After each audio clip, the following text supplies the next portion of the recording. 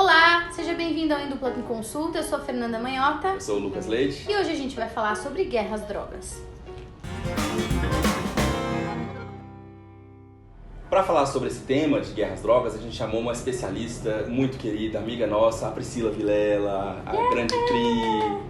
E aproveita que você já está por aqui, então se inscreve no canal, ativa as notificações, segue a gente nas redes sociais que vão aparecer para você e utilize a nossa hashtag EDCCResponde para deixar suas dúvidas, comentários, sugestões, críticas, enfim. Ela vai se apresentar para vocês então e a gente começa a bater um papo. Meu nome é Priscila Vilela, eu sou professora de Relações Internacionais no curso da PUC São Paulo. Sou doutoranda também do programa Santiago Dantas, onde conheci o querido Lucas e a querida Fernanda. Desde o mestrado eu venho pesquisando o tema da guerra às drogas nas relações internacionais. Então, Pri, fala pra gente, por favor, o que foi, né, o que é essa guerra às drogas e por que ela falhou. Já saindo da premissa de que ela falhou, né, porque isso vai explicar pra gente por que isso aconteceu. Então, o que a gente quer dizer com guerra às drogas é um conjunto de práticas políticas e de discursos que foram desenvolvidos principalmente nos Estados Unidos, né? Então, marcou ali na década de 70 um primeiro discurso anunciado pelo presidente Richard Nixon, que ele declarou pela primeira vez em rede nacional uma guerra ao abuso de drogas nos Estados Unidos. America's public enemy number one in the United States is drug abuse. E desde então, sucessivos presidentes têm reafirmado esse jeito de lidar com o problema das drogas, que é por meio de uma série de medidas que se assemelham a uma guerra, né? Então, mobilização da força, recrudescimento da punição, partindo, obviamente, do proibicionismo dessas drogas, punição contra consumidores e também produtores e vendedores dessas drogas. E desde então, sucessivos presidentes têm reproduzido essa mesma lógica e têm, além de tudo, exportado esse modelo de guerra às drogas para o mundo inteiro e com um destaque especial para a América Latina. Então, quando a gente parte do pressuposto de que a guerra às drogas falhou, a gente quer dizer, antes de tudo, que os objetivos que foram pelo menos anunciados por essa guerra às drogas, o primeiro deles, a redução do consumo de drogas, nunca foi atingido. Então, desde que essa guerra às drogas foi anunciada, o consumo de drogas só aumentou, novas drogas entraram no mercado, o preço dessas drogas só caiu, que tornou a oferta delas mais fácil, né, para os consumidores. E, além de tudo, a violência associada tanto ao tráfico de drogas quanto à própria guerra às drogas também só aumentou nos países onde esse modelo foi adotado. Existe alguma relação entre o encarceramento em massa nos Estados Unidos e em alguns outros países, como o Brasil também, e a questão da criminalização das drogas, em especial o porte pequeno de maconha e coisas afins? Na verdade, existe uma relação direta entre a guerra às drogas e o encarceramento em massa, tanto nos Estados Unidos quanto no Brasil. Os Estados Unidos e o Brasil têm, respectivamente, a segunda e a terceira maior população carcerária do mundo. E boa parte dessas prisões, nesses dois países, isso é muito parecido, a maior parte dessas prisões estão associadas às drogas de maneira geral, seja consumo, no caso dos Estados Unidos, que segue encarcerando consumidores, ou no Brasil, encarceramento dos traficantes, já que a lei de 2006 prevê que o usuário não deve ser punido por prisão. Mas, e se a gente vê esses dados nos Estados Unidos, é ainda mais marcante o fato de que a maior parte dessas prisões é justamente pela maconha, uma droga que agora tem sido, e depois a gente pode conversar sobre isso, tem sido revista a abordagem dessa guerra às drogas em torno da maconha também. Outro dado que vale ressaltar e que é comum nesses dois países, tanto os Estados Unidos como o Brasil, é o perfil dessa população carcerária. A maior parte deles com pequenos portes de drogas, então são pequenos traficantes, não são aqueles que normalmente são associados à grande ameaça representada pelo crime organizado, então são pequenos traficantes. A maior parte deles negros, então tem um perfil muito claro daquele que é alvo da guerra às drogas e que certamente não é o grande traficante que mobiliza grandes quantidades de drogas e que viabiliza um comércio transnacional dessas drogas, mas em geral, aquele morador negro da periferia e que vende pequenas quantidades de drogas para ter um ganho ali econômico viabilizado por esse comércio. E se a gente for pegar, por exemplo, dados de São Paulo, a gente consegue confirmar essa tendência que é 90% daqueles que são presos em São Paulo não possuíam porte de arma, né? Não tinham porte de arma e tinham também pequeníssimas quantidades de drogas. Outra pergunta relacionada a isso é a proposta aqui no Brasil, que está em alta, né? Que é a ideia de privatizar os presídios. A ideia de que a gente vai jogar tudo para iniciativa privada. Isso também não gera um maior encarceramento, especialmente baseado nesse perfil populacional de baixa renda, de determinados grupos sociais, de negros e latinos, muito conectado com a noção de que eu preciso, de alguma forma, encher essas prisões, né? Então, aquilo vai ser a forma melhor que eu encontrei, que é justamente a criminalização dessas práticas? Perfeito. Esse tema é um outro paralelo que a gente consegue fazer entre Estados Unidos e Brasil, né? Então, nos Estados Unidos, essa prática já está bastante disseminada, né, de privatização dos presídios. E uma tendência que ficou bastante clara lá, inclusive uma tendência que foi discutida no governo e que fez com que o Obama, inclusive, discutisse dar um passo atrás nesse processo de privatização das prisões, né? Uma proposta que foi, obviamente, rechaçada pelo lobby dessas empresas e o Trump garantiu que ia manter o processo de privatização das prisões. Basicamente, o que isso significa é que, na medida em que você privatiza as prisões, elas se tornam empresas que precisam produzir e vender o produto delas. E, basicamente, elas precisam estar cheias, né? Celas vazias não dão lucro para essas empresas. Então, existe um interesse cada vez que se articula, né, com o interesse de repressão do Estado a determinadas minorias de classe, étnica, gênero, etc., de encarcerar essa população e gerar lucro dessas empresas, né? Então, o que a gente tem notado, inclusive fazendo um paralelo entre a guerra às drogas e também a questão da imigração nos Estados Unidos, de como não é por um acaso de que a maior parte das prisões privadas nos Estados Unidos se localizam ao sul dos Estados Unidos e que elas estão superlotadas de imigrantes, como a gente tem visto nos primeiros anos aí do governo Trump. Então, lotadas de imigrantes encarcerados nessas prisões. E essas empresas, em geral, quando elas têm celas vazias, o governo garante o pagamento dessas celas. Então, não é interessante que essas celas permaneçam vazias nem mesmo para o governo, que corrobora esse punitivismo e essa busca de encarceramento em massa associado a esses temas. Bom, Pri, então baseado nessa experiência anterior, né, de um combate às drogas que talvez não tenha logrado êxito, o que está sendo discutido em termos de novas soluções, né, para políticas, enfim, para lidar com essa realidade? O lado positivo, né, de tudo isso, para a gente sair com alguma esperança aqui desse capítulo, é que uma série de pesquisas científicas, né, em todas as áreas do conhecimento, seja na discussão sobre políticas públicas, relações internacionais, psiquiatria, psicologia, tem demonstrado a falência dessa guerra às drogas, pelo menos no que diz respeito a esses objetivos que estão declarados, né? Como a gente mencionou na questão das prisões, existem outros objetivos que têm sido muito favoráveis a essa guerra às drogas, por exemplo, encarceramento em massa. Mas no que diz respeito a esses objetivos, como a redução do consumo e o tratamento dos dependentes, essa política não tem funcionado, né? Então, uma série de alternativas têm sido pensadas nas universidades, nas organizações da sociedade civil e nos governos e sido implementada em vários países, tentando criar uma alternativa a esse modelo proibicionista e punitivista que a guerra às drogas tem marcado, né? Então, para citar alguns, as políticas de redução de danos, por exemplo, têm sido adotadas em muitos países europeus e em alguns lugares também da América Latina e do Brasil, que basicamente significa a gente parte do pressuposto de que as pessoas vão usar e de que acabar com as drogas, né, como as convenções da ONU estabelecem, que vão acabar com as drogas, acabar com a cocaína no mundo, isso nunca vai acontecer. Então, é entender que as pessoas buscam o consumo dessas substâncias e como a gente reduzir os danos associados a esse consumo. Então, por exemplo, as políticas de distribuição de seringas que evitam transmissão de doenças, por exemplo, né? Essa seria uma política de redução de danos, para dar algum exemplo. Para não falar que elas são pensadas só para drogas ilegais, a política de beba, mas não dirija, também é uma política de redução de danos. Então, você pode beber o quanto você quiser, mas não dirija e não cause um acidente no trânsito. E olha que morre muito mais gente por causa disso e do alcoolismo e do tabagismo do que qualquer outra droga somada, provavelmente.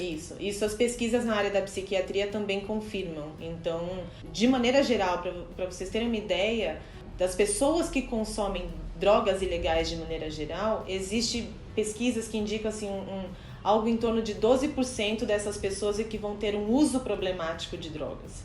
Então, na verdade, a gente está fazendo uma política extremamente sensacionalista, né, direcionada a essas pessoas, sem levar em consideração de que não é todo mundo que tem um uso problemático de drogas. E essas pessoas que têm, a elas sim deve ser dado um tratamento adequado, que não é a prisão.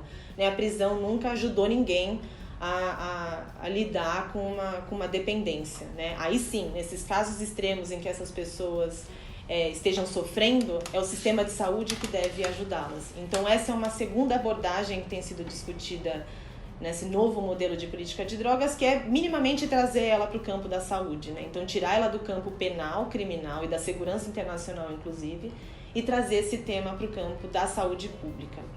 E aí um terceiro debate que tem resultado em políticas públicas tem sido também as propostas de legalização ou regulamentação das drogas, né?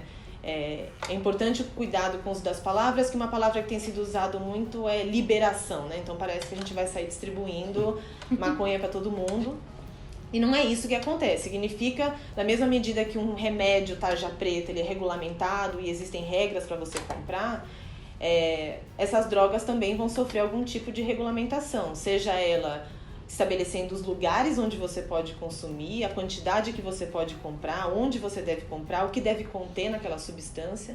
Então, alguns estados dos Estados Unidos e Uruguai são dois exemplos que tomaram essa medida com relação à maconha. A maconha tem um uso medicinal importante, então, mesmo no Brasil isso tem sido discutido e a Anvisa já tem liberado alguns casos para o uso da maconha medicinal. E outros estados também têm liberado o uso recreativo dessa substância, né? Então, alguns estados dos Estados Unidos, o Uruguai também de diferentes maneiras, têm preferido tirar essa substância da ilegalidade, então evitar também a violência associada ao comércio dessa substância.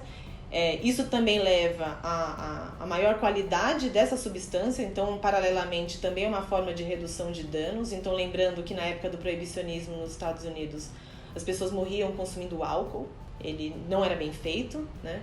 Então, as drogas ilegais, elas também têm esse agravante, então muitas das intoxicações associadas a elas não são pelo princípio ativo, mas muitas vezes pelo próprio processo de produção muito precário dessas drogas. Então, a legalização tem viabilizado a segurança desse mercado, impostos, na verdade, para o Estado, né? Então tem gerado muitos impostos nos Estados Unidos e também é uma forma de tirar o estigma do usuário que pode, em caso de um uso problemático, não ter medo de pedir ajuda ao sistema de saúde. Então essa discussão sobre novas políticas de drogas e legalização das drogas não significa uma apologia às drogas, não significa incentivar o uso dessas drogas, até porque também é de conhecimento médico, né, que elas oferecem vários riscos à saúde. Mas aceitar que o modelo adotado por esse modelo da guerra às drogas não tem levado à redução do consumo.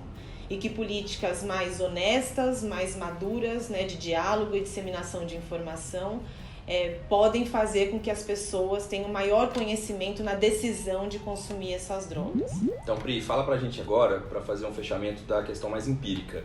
O que significou a questão da guerra às drogas em países específicos, como o caso da Colômbia, né, a questão da violência, e ao mesmo tempo, o que significou essa descriminalização e até essa venda da maconha legalmente no Uruguai, que muitos falam que não está dando certo, que na verdade agora tem traficantes fazendo guerra entre si, mas eu acho que a história não é bem por aí, né? Então tenta explicar pra gente, mostra pra gente como é que tá esse panorama relacionando esses países e aqui no Brasil também.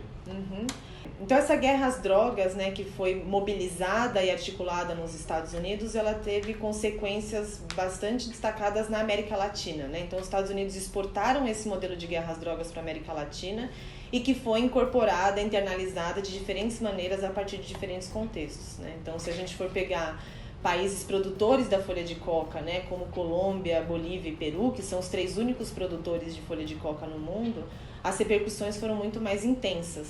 E para marcar o que foi essa guerra às drogas, a gente pode citar o Plano Colômbia, por exemplo, né? Ele basicamente consolidou esse modelo de guerra às drogas como uma intervenção americana na Colômbia, cuja proposta inicial, na verdade, era um projeto de desenvolvimento da Colômbia, então a ideia é que fosse um novo plano Marshall para a Colômbia, mas que se transformou, né, por vontade dos Estados Unidos em basicamente uma intervenção militar, que visava erradicar a produção da folha de coca e desmantelar os grupos criminosos organizados. Isso foi nos anos 2000, e o resultado que a gente tem assistido até agora, né, nesse sofrido processo de paz, é que a violência só aumentou na Colômbia, a produção cresceu por um pequeno período de tempo, mas significou um aumento no Peru e na Bolívia, ou seja, a demanda continuava existindo e, portanto, a produção dessa droga era muito lucrativa. Então, basicamente, essas políticas fizeram com que a América Latina se tornasse a região mais violenta do mundo em termos de homicídios, né, de índices de homicídio. No Brasil, essas repercussões foram um pouco diferentes, porque o Brasil era um país de trânsito, não era um país produtor dessas drogas, mas também contou com a presença dos Estados Unidos em incentivar, estimular, pressionar ou financiar políticas de drogas no Brasil que caminhassem no sentido da guerra às drogas, né? Então, o Brasil, desde a década de 90, principalmente, recrudesceu muito a punição contra as drogas, então o encarceramento em massa foi marcado pela guerra às drogas, a utilização de militares em operações nas favelas, nas fronteiras também foi marcado pela guerra às drogas, encarceramento em massa, problemas de saúde pública e também os altos índices de homicídio que vem marcando o país também associado à guerra às drogas. No México teve a iniciativa Mérida também, Isso. que fez parte desse pacotão, né, do Plano Colômbia. O Obama agora no final tentou substituir, né, o Plano Colômbia pelo que ele chamou de Paz Colômbia, né, já no processo de negociação das Farc, mas assim, é realmente bem documentado que o negócio não funcionou, né? Exatamente. E aí, um país que tenta dar ali um respiro de esperança na América Latina foi o Uruguai. Então, esse teste no Uruguai mostra pra gente alguns dos possíveis resultados do que seria a legalização da maconha no restante da América Latina, mas é importante levar em consideração de que é um país muito diferente, né? Então, o que tem apresentado os dados sobre o Uruguai é que a legalização não leva a um aumento da droga, e isso é importante porque, em geral, o pressuposto do qual as pessoas partem é de que legalizar as drogas vai fazer com que todo mundo passe a usar, e, na verdade, as pessoas, quando elas querem usar, elas usam, né? Seja ela legal ou ilegal. O Uruguai implementou um sistema de produção e venda da maconha bastante estatizado, digamos assim, então não é o livre mercado como nos Estados Unidos, então o controle é muito maior sobre a comercialização da maconha, e alguns índices indicam que talvez até por essa rigidez do mercado de maconha ainda permaneçam alguns grupos criminosos que comercializam essa droga. Mercado ilegal, na verdade, ele é inevitável que exista, na verdade, na venda de qualquer substância, né? Remédios também tem na farmácia, vídeo pirata e etc. E sem contar que a mudança dessa abordagem da guerra às drogas que a gente está discutindo, ela tem se aberto para a maconha e não para as outras drogas. Então isso significa que se existe uma demanda ali no Uruguai para o consumo de outras drogas ilegal, esses grupos criminosos vão continuar existindo para vender cocaína, metanfetamina, e outras drogas que têm um uso significativo no país.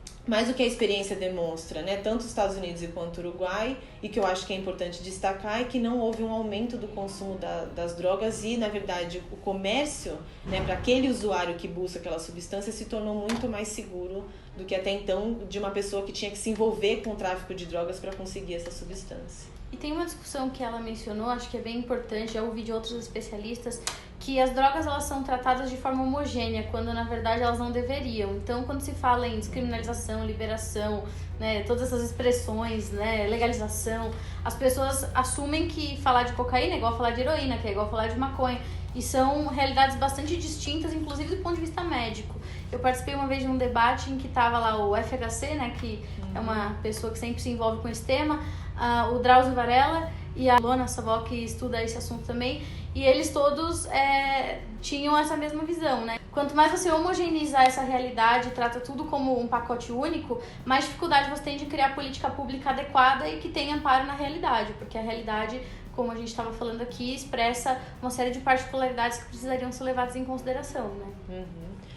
E emendando o que a Fê acabou de dizer, é que informação é tudo para se pensar políticas públicas, né? E quando a gente fala de Brasil, o Brasil não produz informação sobre drogas, né? Então acho que vale destacar aqui que foi financiada uma pesquisa caríssima pela Fiocruz, uma pesquisa nacional de consumo de drogas, e que foi engavetada pelo governo Temer, e que as organizações da sociedade civil, a comunidade médica espera pelos resultados dessa pesquisa, e ela não foi divulgada.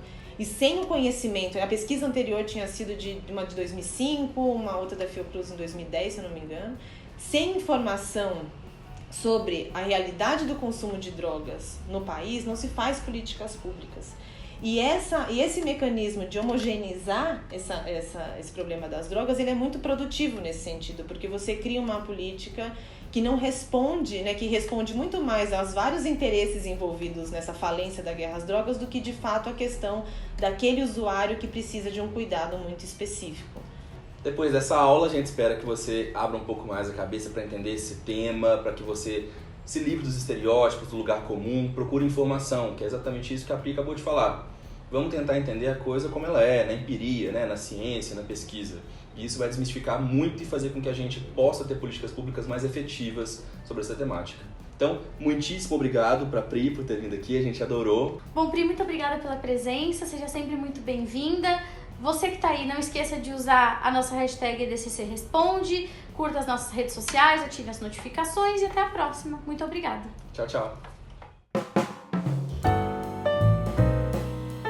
A gente recebe aqui Priscila Vilela para falar sobre drogas. Drogas. Eu não sei se são drogas que a gente vai falar. Sobre guerra às drogas. Sim, né? Não é o Drauzio Varela, né? Vamos falar sobre o problema da saúde pública. Então, eu acho que convém fazer novamente. Drogas. Né? Bom, em Sociais que vão aparecer para você agora, milagrosamente. você só não falou pra se inscrever no canal, que era o principal. Ah, e tem o principal. Eu acho que é melhor fazer de novo. Porra, Lucas! Então, Pri, fala pra gente, por favor, o que é as guerras drogas? O que é as guerras drogas, né? Bosta.